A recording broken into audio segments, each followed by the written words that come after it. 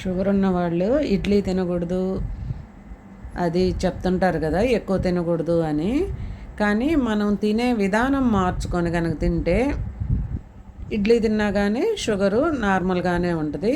తినే విధానం ఎలాగా అంటే, ఒకరోజు ఇడ్లీ తింటామా, రెండో రోజు ఇడ్లీ పిండితోటే ఇలాగ కనుక గుంత పొంగనాలు అలా చేసుకొని తింటే షుగరు కంట్రోల్లో ఉంటుంది. ఎందువల్లంటే మనం ఈ ఇడ్లీ పిండిలో క్యారెట్, కొత్తిమీర, జీలకర్ర అవి కలిపేసి ఉల్లిపాయలు అవి కలిపి చేస్తాం కదా. అలా చేసినప్పుడు ఇడ్లీ పిండికి మనం కొంచెం క్యారెట్లో ఫైబరు అది ఉంటుంది కదా, అది తిన్నట్టు ఉంటుంది. దానివల్ల షుగరు పెరగదంట. అందుకని డైరెక్ట్ ఇడ్లీ పిండితోటి ఇడ్లీలు కాకుండా ఇలా కలుపుకొని కనుక మీరు తింటే షుగర్ కూడా కంట్రోల్లో ఉంటుంది. మనము టేస్టీగా తిన్నట్టు ఉంటుంది. ఆయిల్ తక్కువతోటి ఇలా గుంత పొంగనాలు చేసుకొని తింటే చూడండి ఎంత టేస్టీగా ఉన్నాయో. దీంట్లోకి మాత్రం వేరుశనగపప్పు చట్నీ కానీ పల్లి చట్నీ కానీ శనగల చట్నీ కానీ బాగుండదు. పచ్చిమిర్చి పచ్చడి, రోటి పచ్చడి అయితే చాలా టేస్ట్గా ఉంటుందండి. తప్పకుండా ట్రై చేయండి. వీటిని ఎలా చేసానో చూపిస్తాను చూడండి. ఇడ్లీ పిండి కొంచెం తీసుకొని దాంట్లో ఫస్ట్ జీలకర్ర, కొత్తిమీర, సన్నగా తరిగిన అల్లము, పచ్చిమిర్చి, క్యారెట్ తురిమి, ఉల్లిపాయలు సన్నగా కట్ చేసుకొని తీసుకున్నాను. కొంచెం సాల్ట్ వేసి మొత్తం కలిపేసాను. ఇలా చేసినందువల్ల మనకి ఇడ్లీ పిండి తక్కువ, ఇవన్నీ కలిసి ఎక్కువ అవుతుంది. అప్పుడు మనకి పిండి రైసే ఎక్కువ పోయినట్టు అనిపించదండి. అన్నీ కలిపి తింటాం కదా, అందుకని హెల్తీ అనమాట. చూడండి, ఇదైతే నాకు చాలా బాగా నచ్చిందండి. గుంత పొంగనాలది నేను విశాల్ మార్ట్లో తీసుకున్నాను. అసలు బాగా కాలుతున్నాయి, టేస్టీగా ఉన్నాయి. ఉడకటం కూడా లోపల వరకు బాగా ఉడుకుతుంది.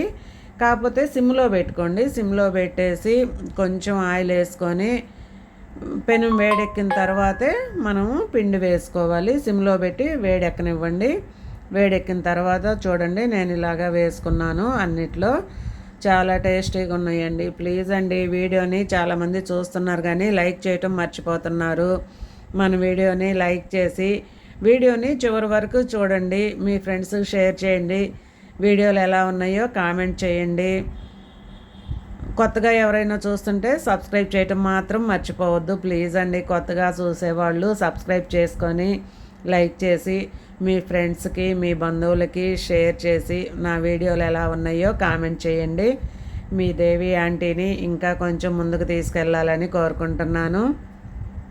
మీ సపోర్ట్ అయితే నాకు ఇవ్వండి. నా వీడియోలు ఎలా ఉన్నాయో కామెంట్ చేయటం మాత్రం మర్చిపోవద్దు. సిమ్లో పెట్టి ఇలాగా ఒక 10 నిమిషాలు ఉడకనివ్వండి. ఉడికిన తర్వాత మనకు అర్థమైపోద్ది. చూడండి, అట్లా కదిలిస్తేనే అవతల వైపు చూడండి ఎలా కాలిందో. దీంట్లోకి అయితే రోటి పచ్చడి, పచ్చిమిర్చి, టమాటో రోటి పచ్చడి చాలా టేస్టీగా ఉంటుందండి. తప్పకుండా ట్రై చేయండి మీరు కూడా. ఇప్పుడు పిల్లలకి అయినా పెద్దవాళ్ళు అయినా హెల్తీగా తినాలనుకుంటున్నారు కదా, అలాంటి హెల్తీ ఫుడ్లో ఇది ఒకటి. రోజు డైలీ ఇడ్లీయే కాకుండా ఒకరోజు ఇడ్లీ పిండితో ఇలా చేసి చూడండి, చాలా బాగుంటాయి.